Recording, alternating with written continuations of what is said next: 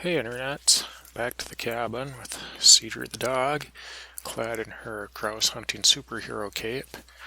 Not going to be doing so much work on the cabin this time. It's peak grouse hunting season. I've got 4 of my good friends coming up for a few days, so we're going to try to get some bird hunting done. I've done this every year for a bunch of years running, but this will be the first year in the new cabin, so a fun tradition. And on the way in, I saw a grouse run off from the road and into the woods. I'm unarmed, so this one's safe, but for anybody who hasn't ever done it, I thought I'd give you an idea of what it's like, what the challenge is. So I know there's a grouse in here. I just saw him. There he is. He's right at the base of, I think it's a cedar tree, right in the middle of the frame. So we got a little bit of snow right away, and the forecast for the whole time that my group is here is for it to basically be drizzly, rainy, sleety the whole time. Makes it tough to get outside and stay dry, and it's also not very good for bird hunting. They tend to really roost in heavy cover and be hard to find, but we've managed to get out a fair amount and found a few birds here and there, and also enjoyed some time in the cabin, eating well and playing cards. So this is pretty much what our weather's been like. So super pretty, but not that great of a time to be outside. But I did manage to get my people to come out long enough to help me pull my dock out for the winter. That's way easier to do with some good help, so much appreciated.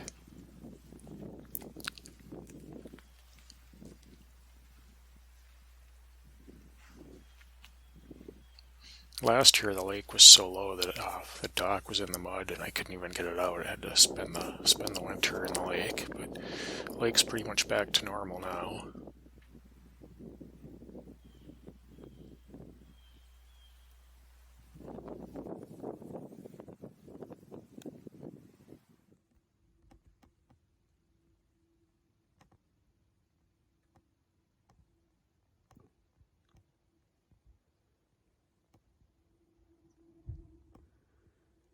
So shout out to John, who stayed for an extra day to help out after everyone else had to leave.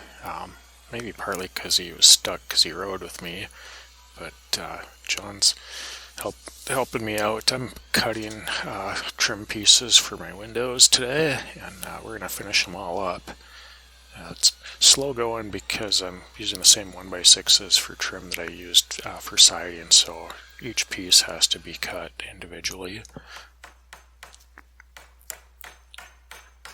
Way faster with one person cutting and one person putting them up, though, than me just plugging away by myself.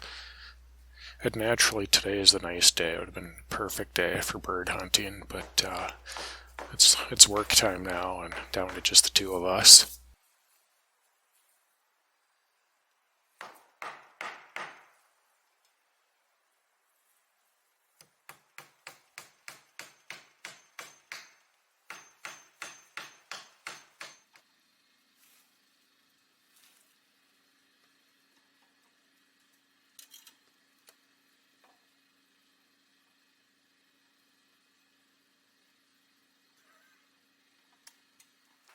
If you watched my last video, you might remember that I put one of my trail cameras here right along this well-worn game trail next to the swamp, where it looks like the beavers have been coming through a lot, and I thought I'd try to get some video of them. So I picked this up today and see what's on it.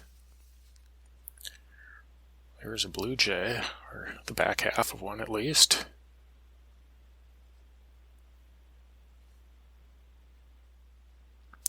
A red squirrel, lots of them around, but it's not a beaver. And a nice white-tailed buck, looks like a 6-pointer. Yeah, that's a buck, all right.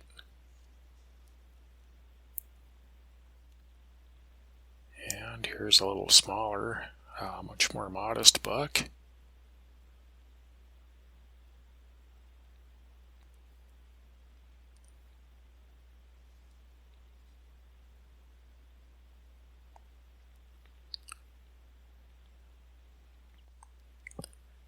And a woodpecker.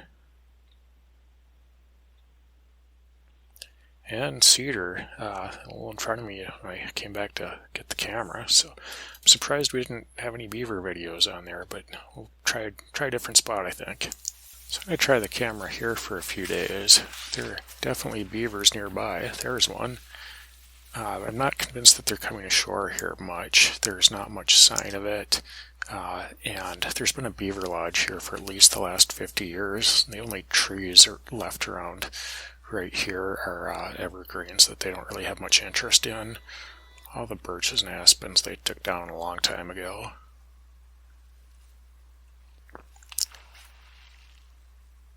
It's worth a shot though. We'll see if they come ashore right behind the lodge here.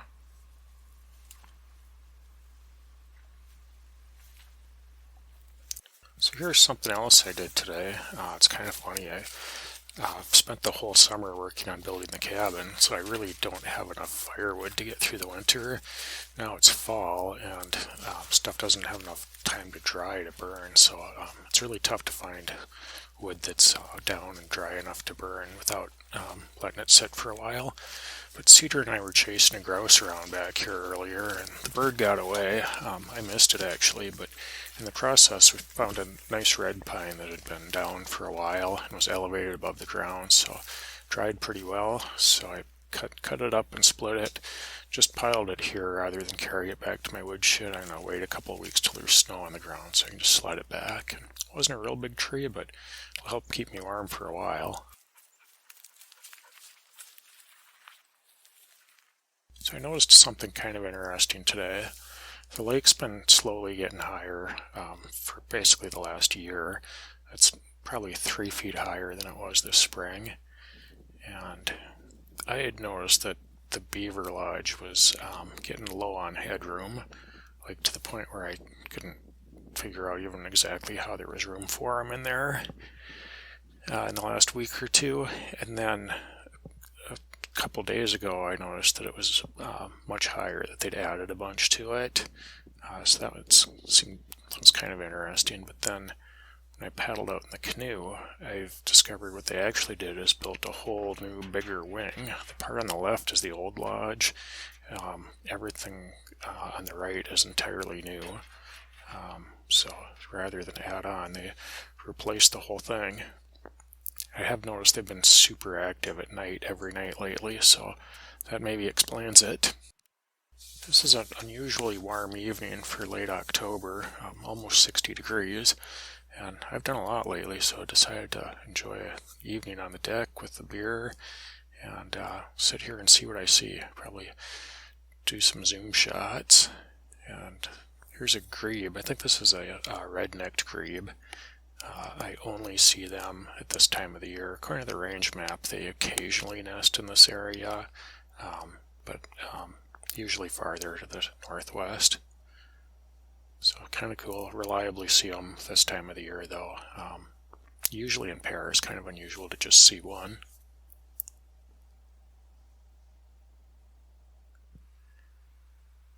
And there's a beaver.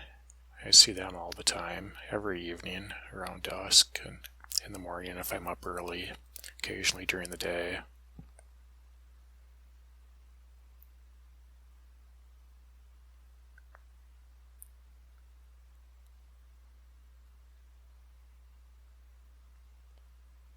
I always enjoy seeing them go by, kind of a classic northern Minnesota look.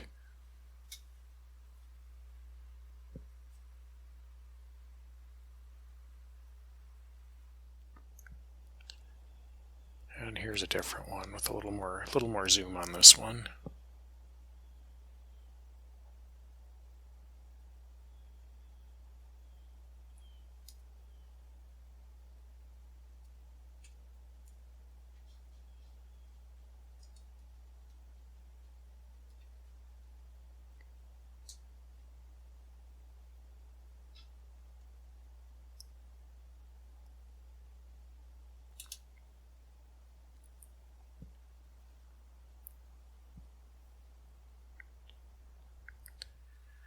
Yeah, and I noticed a muskrat right at the end of the dock. Cedar saw it at the same time I did and went charging down. I didn't know what she was going to do when she got to the end of the dock, but decided to just chill out and keep an eye on it.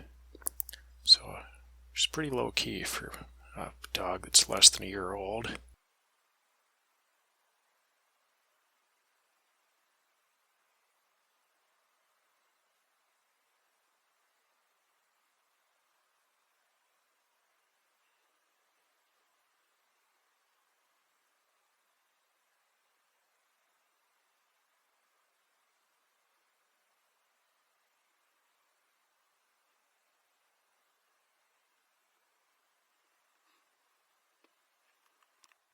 So I had my nature break on the deck, and that was nice, but now it's dark out and I still want more, so it's time for a nighttime nature break. I have noticed every year at this time of the year that there are tons of little fishing spiders in the grass, and I've tried to find out more about them. It's actually kind of hard to find really detailed information on them, but I found there's a bunch of different, slightly different varieties of them common throughout the whole U.S. The females are much larger than the males. There's one. Some varieties of them put their two front legs in the water and wiggle them around and to mimic insects and then catch the small fish and stuff that come to investigate. None of them spin webs. They're all ambush their prey. There's another one. And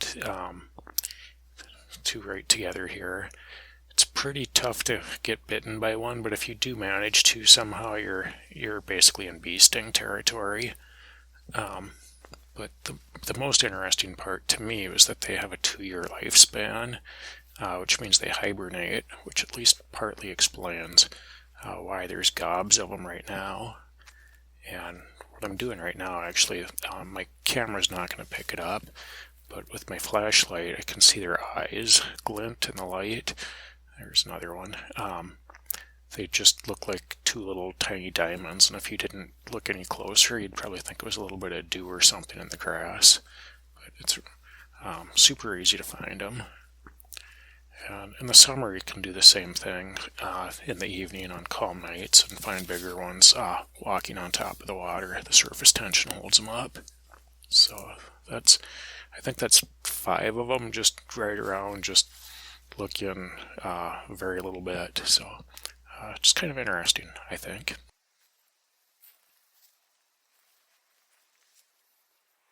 I got some lights for the cabin, some LED strip lights, and I had 3 important criteria. I wanted warm white, because Echo and I both agree that cool white is terrible.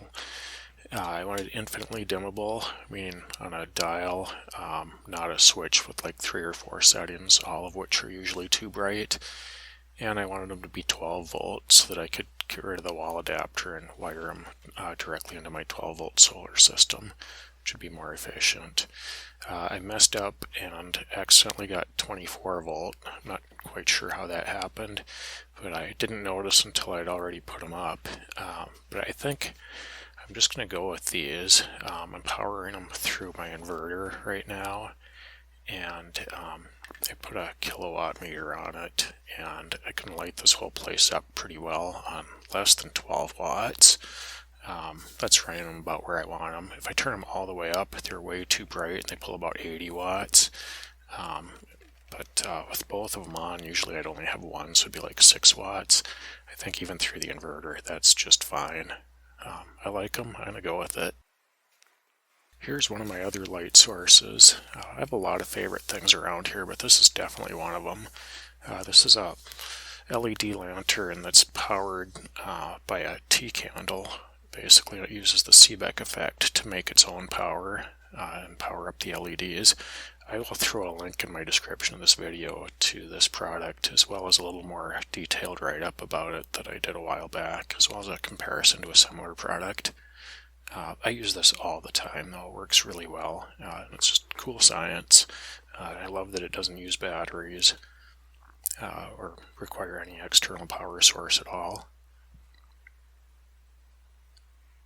I'd use this every night except in the summer when it's light out really late. And here's what the cabin looks like with only the LED lantern as a light source. You can see that it throws enough light certainly to sit around the table and eat or play a game or whatever, and enough light to get around in the cabin. Doesn't really light up the whole cabin by any means, but enough to get from place to place.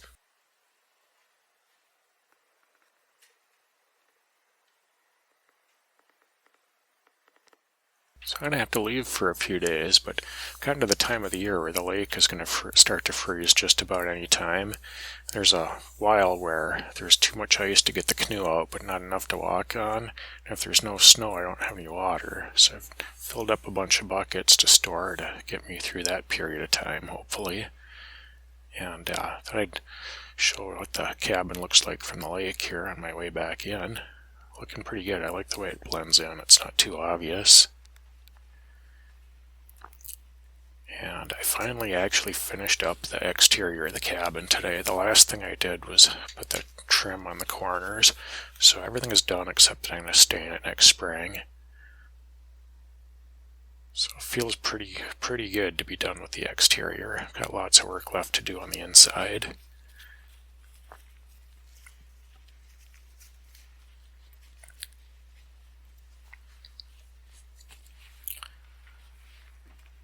So here's the view from the deck, but before I leave you this time, I'm going to throw in a few still pictures that I've taken recently. There's a sunset one that I did, and the next few actually John took while he was here. And I like the way he has a little different eye and a different camera than I do.